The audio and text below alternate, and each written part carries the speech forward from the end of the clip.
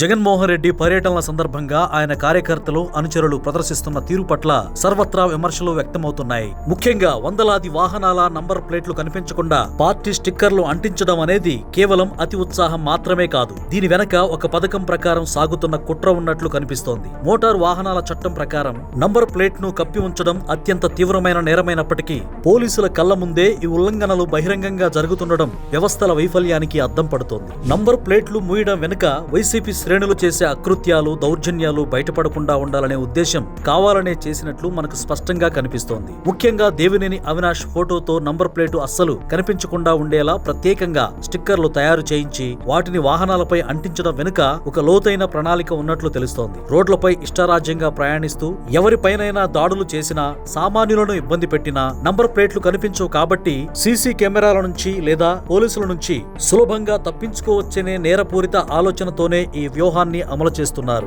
ఈ జగన్ పర్యటనల హడావిడిలో సామాన్య ప్రజలు నరక యాతన అనుభవిస్తున్నారు. గంటల తరబడి ట్రాఫిక్ జామ్లలో చిక్కుకుపోవడం, అత్యవసర వైద్య సేవల కోసం వెళ్లే అంబులెన్సులకు కూడా దారి ఇవ్వకపోవడం వంటి ఘటనలు మానవత్వానికే మచ్చ. రప్పా రప్పా అంటూ కేకలు వేస్తూ ప్రజలను భయభ్రాంతులకు గురి చేసేలా వ్యవహరించడం వల్ల నాయకుడిపై గౌరవం పెరగడం మాట దేవుడెరుగు. సామాన్యుల్లో తీవ్ర వ్యతిరేకత మొదలవుతోంది. అధికారులు ఇకనైనా స్పందించి రాజకీయ పక్షపాతం చూపకుండా నిబంధనలను ఉల్లంఘించే వాహనాలపై కఠిన చర్యలు తీసుకోవాలి. నంబర్ ప్లేట్లు లేకుండా నాయకుల ఫోటోలతో నిబంధనలకు విరుద్ధంగా తిరుగుతున్న వాహనాలను తక్షణమే సీజ్ చేసి బాధ్యులపై కేసులు నమోదు చేయాలి. చట్ట ఉల్లంఘనలను చూసి చూడనట్లు వదిలేస్తే అది భవిష్యత్తులో తీవ్రమైన శాంతి భద్రతల సమస్యలకు దారితీస్తుంది. ప్రజల ప్రాణాల కంటే ఎవరూ ఎక్కువ కాదనే విషయాన్ని నాయకులు, కార్యకర్తలు గుర్తించాల్సిన అవసరం ఉంది.